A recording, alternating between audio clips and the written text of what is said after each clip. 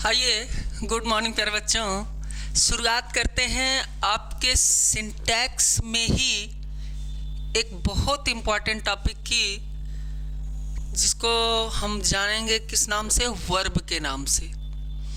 अच्छा, अगर इससे पहले आपने देखा होगा, इसके पहले की क्लास अगर आपने देखी होगी तो आपको मैंने पढ़ा दिया आर्टिकल, नाउन, प्रोनाउन, एडजेक्टिव। और अब मैं आपको अगली क्लास आपकी देने जा रहा हूं, जिसको हम जानेंगे किस नाम से? वर्ब के नाम से। और वर्ब आपका बहुत इम्पॉर्टेंट टॉपिक है। आपने आर्टिकल में देखा कि अगर कुछ आर्टिकल ऐसे होते हैं जिनके आ जाने से, अगर किसी नाउन के पहले आर्टिकल आ जाता है, किसी एडजेक्टिव के पहले आर्टिकल आ जाता है, तो प्लूरल वर्ब हो जाता है। बहुत सारे ऐसे आपके प्रोनाउन में आपने नियम पढ़े। अब आपको पढ़ना है वर्ब, जिसमें आइए देखते हैं। पहला अपना नियम कह रहा है कि अगर कोई कंडीशनल सेंटेंस हो। अब भैया ये क्या होता है कंडीशनल सेंटेंस? हाँ, अभी कल अभी मैं पढ़ा रहा था क्लास में, तक के बच्चा बड़ा दुखी था कि कैसे कैसे क्वेश्चन आ जाते हैं, कैसे कैसे परीक्षा में। तो आप अगर ध्यान से नहीं पढ़ेंगे तो आपके पास समस्याएं आएंगी।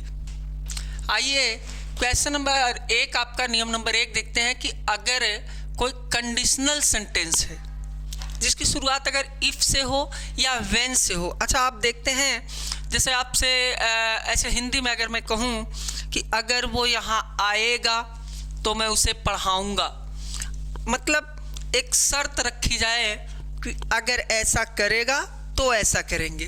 तो यहाँ कह रहा है कि अगर कोई कंडीशनल सेंटेंस इफ या व्हेन से शुरू हो और परिणाम फ्यूचर इंडेफिनिट में हो, दोनों चीज़ें आप देखिएगा कि अगर इफ या व्हेन वाले भाग में हमेशा प्रेजेंट इंडेफिनिट और दूसरे भाग में फ्यूचर इंडेफिनिट रहेगा।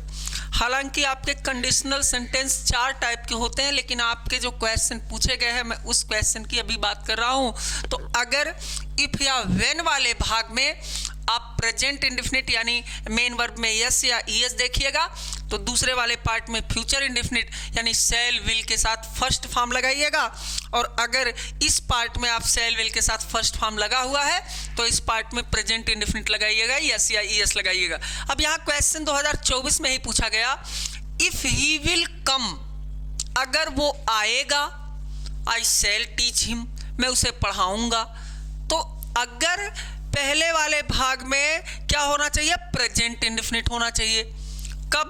जब सेंटेंस इफ या व्हेन से शुरू है।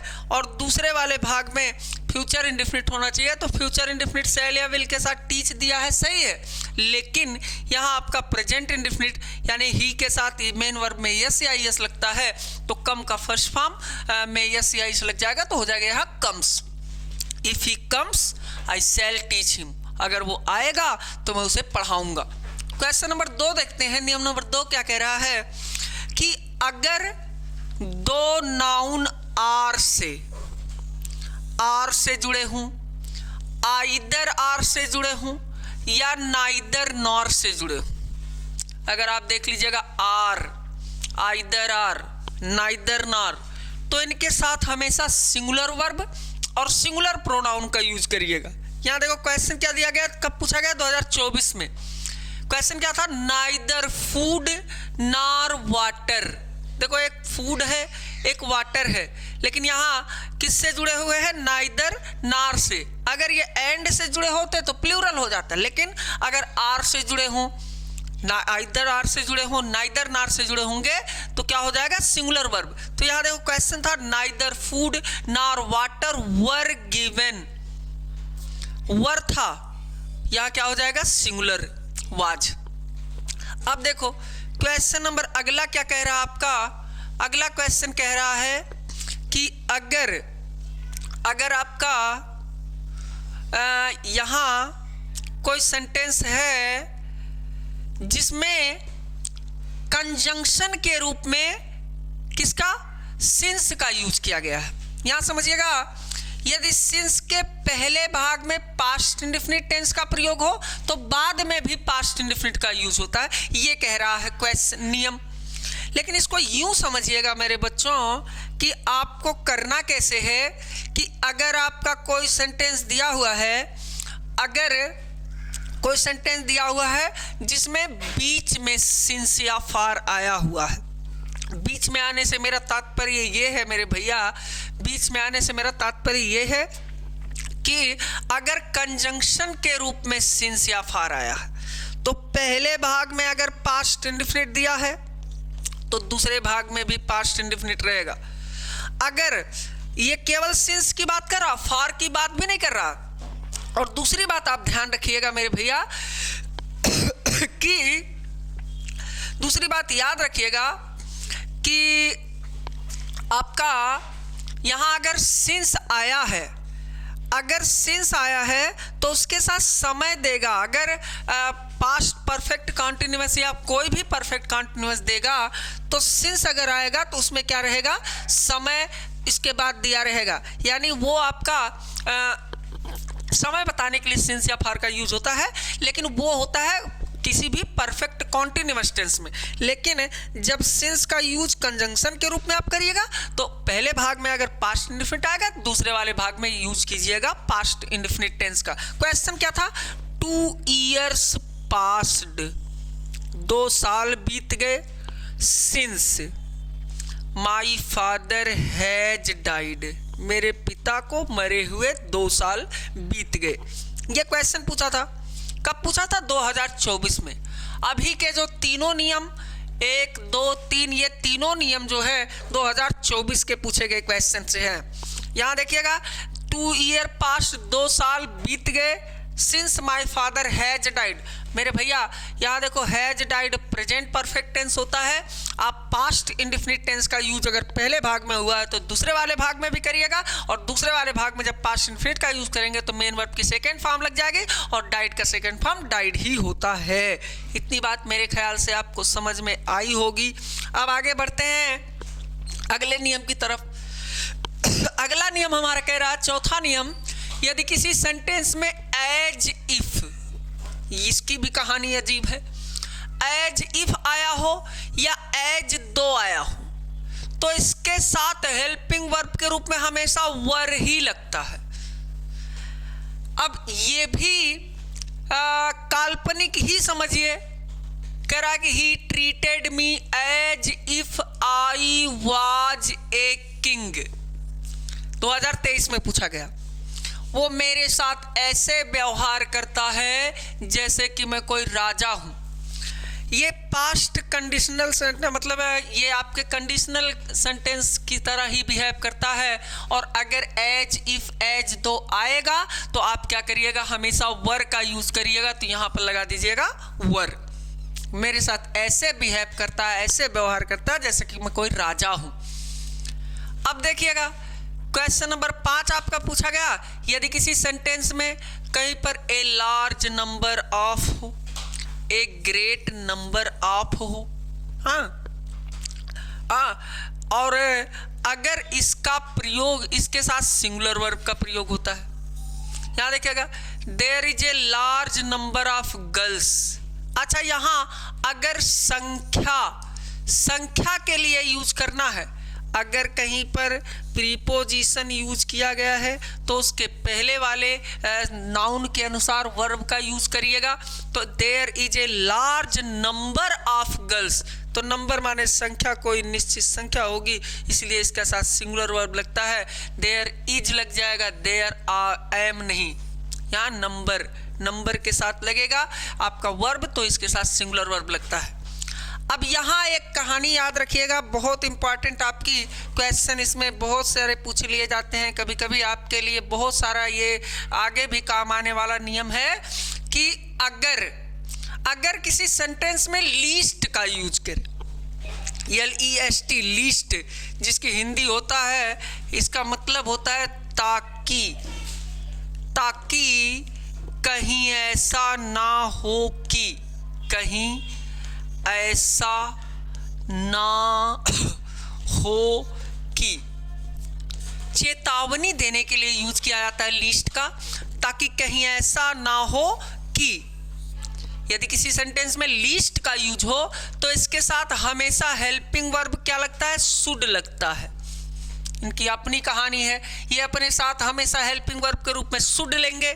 और दूसरी बात, चूंकि इसका मतलब ही होता ताकि कहीं ऐसा ना हो कि, ये अपने आप में खुद निगेटिव होता है। That's why we never use negative words after should. जब लीस्ट का प्रयोग होगा तो हेल्पिंग वर्ब शुड लगाइएगा, और शुड के बाद कभी भी नॉट नहीं लगता है। क्वेश्चन क्या था, 2023 में पूछा गया, द बॉय टोल्ड ए लाई। लड़का झूठ बोलता था लीस्ट, ताकि कहीं ऐसा ना हो कि। ही शुड, अब शुड भी आया तो गलती कहाँ है, गलती यहाँ है, नॉट का यूज नहीं होना चाहिए। लीस्ट माने ताकि ऐसा ना हो कि ही शुड बी पनिश, उसे सजा मिल जाए। अब देखो क्वेश्चन नंबर अगला पूछ लिया गया, वॉक केयरफुली, सावधानी पूर्वक चलिए, सावधानी पूर्वक चलिए। लीस्ट, लिस्ट माने ताकि ऐसा ना हो कि, यू शुड फॉल, आप गिर जाइए। यहाँ देखो नॉट दिया था, नॉट का यूज नहीं करना है आपको, बस ये ध्यान रख लीजिएगा। ये आपका छठवां नियम। आगे देख लीजिए, अगला नियम आपका कह रहा है, अगर, बड़ा इंपॉर्टेंट नियम है, याद रखिएगा। अगर कहीं पर स्टरडे आया हो या लास्ट आया हो, ऐसे लिखा रहे स्टरडे या लास्ट, तो आप इसके साथ हमेशा और हमेशा क्या करिएगा, पास्ट इंडेफिनिट टेंस का यूज करिएगा। 2023 में कह दिया गया, he had received a letter स्टरडे।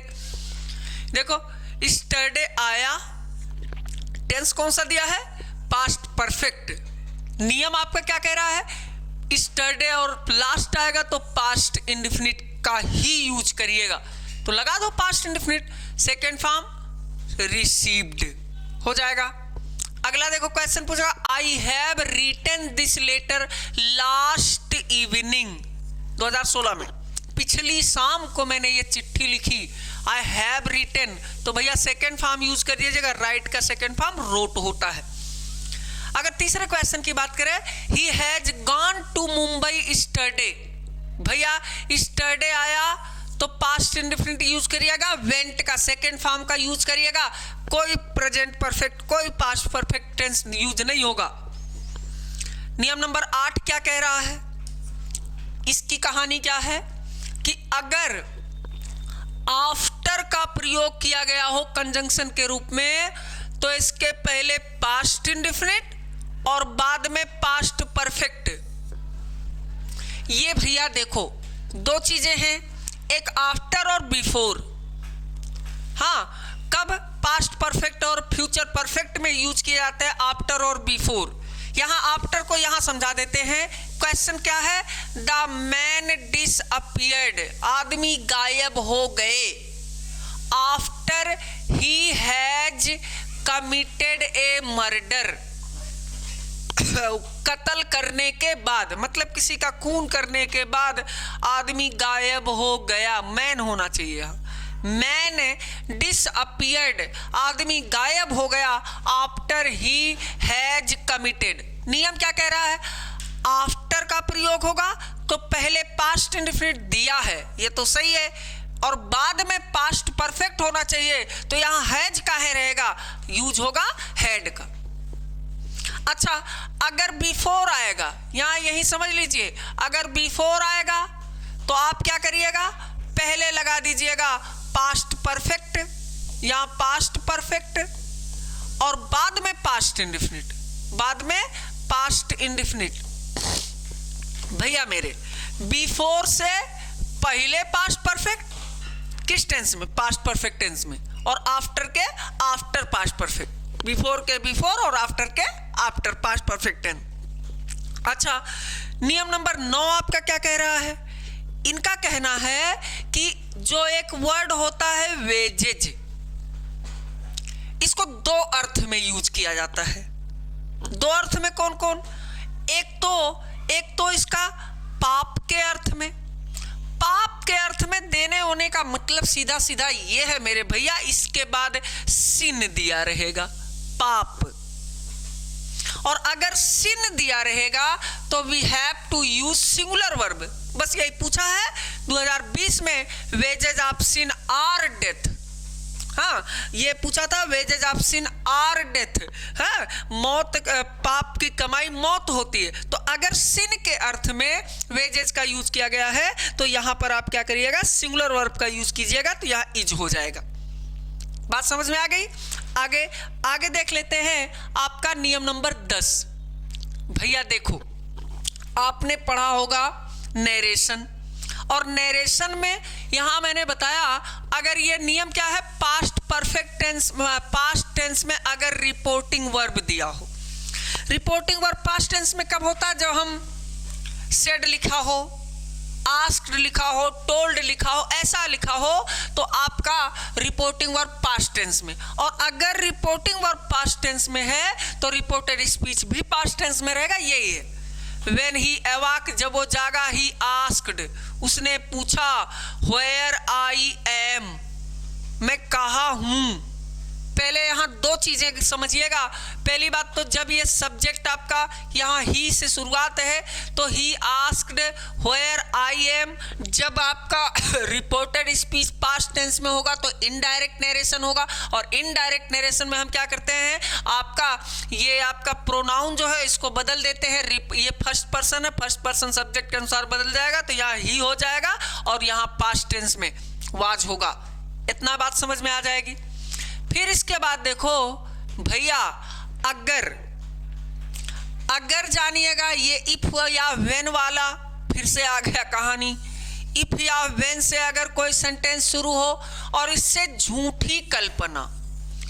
अब तक तो आप जो है क्या शर्त सूचक पढ़े थे, अगर आएगा तो मैं पढ़ाऊंगा, वो खाएगा तो मैं जाऊंगा, है मेरे पापा आएंगे तो मैं कार खरीद लूंगा, ऐसी झूठी कल्पनाएं आप अब तक पढ़े। तो पास्ट इफ या व्हेन वाले भाग में प्रेजेंट इंडेफिनिट और दूसरे भाग में आप फ्यूचर इंडेफिनिट का यूज करते थे। लेकिन यहां पर अगर झूठी कल्पना कहें कि अगर मैं चिड़िया होता तो आसमान में उड़ जाता, ये भैया अगर मैं सांप होता ना तो काट लेता, ऐसे झूठी कल्पना अगर की गई हो तो वहां पर यह कह रहा है, if I was you I would never do that.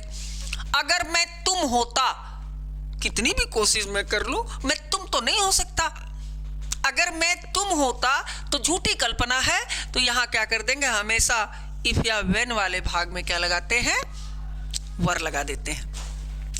अब भैया अब तक मैंने बताया था आइदर आर से, नाइदर नार से और आर से जुड़े हुए हों तो सिंगुलर वर्ब लगाइएगा। एक और कहानी इसी की, क्या कह रहा है, यदि आइदर हो, नाइदर हो, ईच हो, एवरी हो, वन हो या नन हो तो इसके बाद हमेशा singular verb. Either of the road, either of the roads, हाँ लीड टू दिल्ली 2020 में पूछा गया।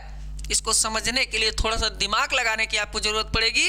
यहाँ लीड आपका क्या है, ये फर्स्ट फॉर्म है, जबकि इनके साथ किसका वर्ब यूज करना है, सिंगुलर वर्ब का। और प्रेजेंट इंडेफिनिट टेंस में फर्स्ट फॉर्म का केवल यूज किया जाता है।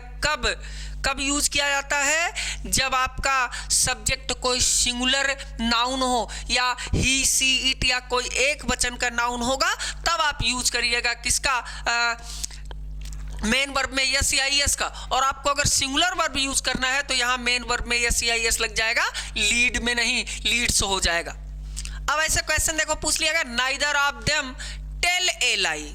ये देखिएगा आपको परेशान करने के लिए क्वेश्चन भी आपसे प्रेजेंट इंडेफिनिट का दोनों बार पूछा गया, ताकि आप ये ना समझ पाए कि यहाँ पर क्या करना है। तो आपसे पूछ लिया गया, तो आप प्रेजेंट इंडेफिनिट टेंस अगर पढ़े होंगे तो प्रेजेंट इंडेफिनिट टेंस में आप हमेशा मेन वर्ब में यस या ईएस का यूज करते हैं सिंगुलर के साथ, और प्लूरल में आप मेन वर्ब की केवल फर्स्ट फॉर्म का यूज करते हैं। दैट्स व्हाई यहाँ पर मेन वर्ब में यस या ईएस लग जाएगा, चूंकि सिंगुलर वर्ब का आपको यूज करना है। इतनी बात समझ में आई होगी मेरे ख्याल से। अब अगला नियम देखते हैं भैया, बहुत सारे नियम इसमें हैं। वर्ब में इंपॉर्टेंट टॉपिक है आपका वर्ब। अगला नियम क्या कह रहा है, दूरी सूचक शब्द चाहे वो 100 हो, दूरी सूचक शब्द जैसे आपके क्या होते हैं, जैसे मील होते हैं, किलोमीटर होते हैं, ऐसे दूरी सूचक शब्द, या 100, 1000, डजन, दर्जन से पहले अगर संख्या दिया रहे, जैसे 2 दर्जन, हाँ 500, 7000, ऐसे संख्या का प्रयोग होगा तो इसके साथ सिंगुलर वर्ब लगाइएगा। जैसे 5 किलोमीटर ऐसे दिया हो, हाँ, तो उसके साथ क्या लगेगा, सिंगुलर वर्ब लगेगा, और यस या ईएस कभी नहीं लगेगा। 5 किलोमीटर्स नहीं होगा, हाँ, ऐसे नहीं लिखा जाएगा 300 से 300, 500, हंड्रेड्स नहीं। तो भैया आप पहले तो ये जानिए कि अगर दूरी सूचक शब्द हो, जैसे किलोमीटर, मील, जो भी जिसमें भी दूरी का मापन करते हैं, सेंटीमीटर, मिलीमीटर, हाँ सेंटीमीटर, तो जितने भी ऐसे दूरी सूचक शब्द हैं, या आपका 100 आया हो, डजन आया हो, 1000 आया हो, स्कोर आया हो, तो इसके साथ हमेशा लगाइएगा सिंगुलर वर्ब। अगर इसके पहले संख्या आई होगी तो, और अगर संख्या नहीं होगी तब तो भैया इसमें यस या यस जरूर लगाइएगा। अगर संख्या ना हो, जैसे खाली 100 लिखा हो, खाली डजन लिखा हो, खाली 1000 लिखा हो, खाली माइल लिखा हो, खाली किलोमीटर लिखा हो, अगर संख्या ना लिखी हो इसके पहले तो हमेशा यस या यस लगेगा। पहले तो ये ध्यान रखिए। और दूसरी सबसे जरूरी चीज ध्यान रखिएगा कि इसके बाद ऑफ का भी प्रयोग होगा। क्वेश्चन देखो क्या है, 2 miles are not a long distance. यहां भैया देखो माइल क्या है, दूरी सूचक शब्द। पहले तो माइल में यस या यस काहे लगेगा, नहीं लगेगा माइल, और जब प्लूरल वर्ब नहीं लगेगा तो सिंगुलर वर्ब लग जाएगा, इज हो जाएगा। अब दूसरा क्वेश्चन देखो दिया है दूसरे नियम वाला, आई लॉस्ट 100 बुक्स। भैया मेरे 100 अगर अकेले आया, संख्या नहीं आई इसके पहले, तो पहले तो इसमें यस या यस लगाइएगा और इसके बाद ऑफ का भी यूज करिएगा। ठीक है, ये समझ में आएगा आपको। अच्छा देखो, एक क्वेश्चन आपसे पूछ लिया गया था 2016 में, ही रिटर्न्ड बैक ओनली यस्टरडे। वो कल वापस लौटा। अब भैया रिटर्न माने भी वापस लौटना होता है और बैक माने भी वापस, दोनों का मतलब अगर वापस लौटना होता है, और यस्टरडे पास्ट इंडेफिनिट में अगर यूज किया जाता है तो रिटर्न आपका सेकेंड फॉर्म है, इसीलिए रिटर्न रह जाएगा, बैक को बैक कर देंगे, हटा देंगे। इतना समझ जाओगे आप। इसके बाद आपने नरेशन में ही आपने पढ़ा होगा कि अगर इंपेरेटिव सेंटेंस में जब हम डोंट वाले सेंटेंस को सेड को हम फॉरवर्ड में बदल देते हैं तो क्या करते हैं, यहाँ पर कामा इन्वर्टेड कामा को हटाते हैं तो नॉट टू का नहीं बल्कि खाली टू का यूज कर देते हैं। बस वही नियम याद रखिएगा तो आराम से आपका क्वेश्चन सॉल्व हो जाएगा। तो यहाँ आपका नॉट टू की जगह पर टू लग जाएगा। क्लियर है ये? आगे देखते हैं। अब इतना अगर आपने सीख लिया तो आपका ये वर्ब भी खत्म हुआ। हाँ, इस तरह से आपने क्या क्या देख लिया, यहाँ पर एक बार फिर से मैं आपको दिखा देता हूँ। फिर अगर आपको कोई समस्या होगी तो आप कमेंट करिएगा। और क्वेश्चन नंबर 1 आपने देख लिया कि कंडीशनल सेंटेंस। अच्छा, कंडीशनल सेंटेंस दो टाइप के मैंने बता दिए कि अगर आपका कंडीशनल सेंटेंस इफ या व्हेन से 2 बार शुरू हो सकते हैं। अगर एक में आपका कंडीशनल सेंटेंस दिया है, पहले वाले भाग में आप प्रेजेंट इंडेफिनिट का यूज करिएगा, यस या यस फॉर्म का यूज करिएगा। दूसरे वाले में फ्यूचर इंडेफिनिट का यानी शैल या विल के साथ फर्स्ट फॉर्म का यूज करिएगा। और अगर आपका दूसरी बात मैंने बताया, अगर झूठी कल्पना की जानकारी होगी तो पहले वाले भाग में जिसमें इफ या व्हेन लगा रहेगा उसमें वर्क का ही यूज करिएगा। इसके बाद आपका दूसरा नियम क्या है, अगर आइदर आर नाइदर नार, जहां पर भी आइदर आर नाइदर नार ये सब देखिएगा, आर देखिएगा, इनके साथ हमेशा सिंगुलर वर्ब का ही यूज करिएगा। ये वहां भी मिला था, यहां भी मिला। अगर यह बताओ कंजंक्शन के रूप में सिंस का यूज होगा तो क्या करिएगा भैया, दोनों वाले भाग में पास्ट इंडेफिनिट का यूज करिएगा, दोनों भाग में। यहाँ अगर एज इफ एज दो का प्रयोग हो तो इसके साथ हेल्पिंग वर्ब के रूप में वर का ही यूज कीजिएगा, ये भी आपने जान लिया। अच्छा, इसके बाद आपने जान लिया ए लार्ज नंबर आपका यूज किया गया हो तो अगर इसके बाद प्रीपोजिशन आया है तो ये लार्ज नंबर सिंगुलर है, सिंगुलर वर्ब का यूज करिएगा। यहाँ लीस्ट आएगा तो शुड का यूज होगा और उसके बाद नॉट नहीं लगेगा, ये आपने जान लिया। इसके बाद आपने जान लिया कि स्टरडे और लास्ट का प्रयोग अगर किसी सेंटेंस में होगा तो पास्ट इंडेफिनिट में ही प्रयोग होगा वो सेंटेंस। आपने ये भी जान लिया कि भैया अगर आफ्टर आएगा तो उसके आफ्टर में पास्ट परफेक्ट और बिफोर में पास्ट इंडेफिनिट का यूज करिएगा। अगर बिफोर आएगा तो बिफोर में पास्ट परफेक्ट और आफ्टर में पास्ट इंडेफिनिट यूज करिएगा। मतलब पहले आएगा तो पहले पास्ट परफेक्ट, बाद आएगा तो बाद में पास्ट परफेक्ट। बस इतना याद रखेंगे तो आपका काम हो जाएगा। अगर भैया यहाँ याद रखिए वेजेस का यूज दो अर्थ में करते हैं, एक पाप के अर्थ में, एक कमाई के अर्थ में। अगर कमाई के अर्थ में किया जाएगा तो प्लूरल वर्ब और पाप के अर्थ में किया जाएगा तो सिंगुलर वर्ब। पूछा गया है पाप के अर्थ में तो आप लगाइएगा सिंगुलर वर्ब। यहाँ आपका अगला क्वेश्चन, अगर रिपोर्टिंग वर्ब पास्ट टेंस में होगा, आपने नरेशन में पढ़ा है कि अगर भैया रिपोर्टिंग वर्ब पास्ट टेंस में होगा तो रिपोर्टेड स्पीच के टेंस में परिवर्तन होगा तो उसको पास्ट में बदल देते हैं, उसको जानते हैं आप। अगर ये झूठी कल्पना वाला आपने जान लिया, आइदर नाइदर पहले भी जान लिया आपने। इसके अलावा आपने जान लिया कि अगर भैया कोई दूरी सूचक शब्द दिया हो, जैसे आपका यहाँ पर दिया हो आपका 100 दिया हो, दूरी सूचक शब्द में माइल दिया हो, किलोमीटर दिया हो, 100 है अगर आपका, 1000 है आपका, डजन है आपका, तो इसके साथ सिंगुलर वर्ब लगता है अगर इसके पहले संख्या है तो। अगर संख्या नहीं है तो इसके साथ हमेशा यस या यस लगता है, वर्ब भी प्लूरल लगता है और इसके बाद ऑफ का प्रयोग होता है, ये आपने जान लिया।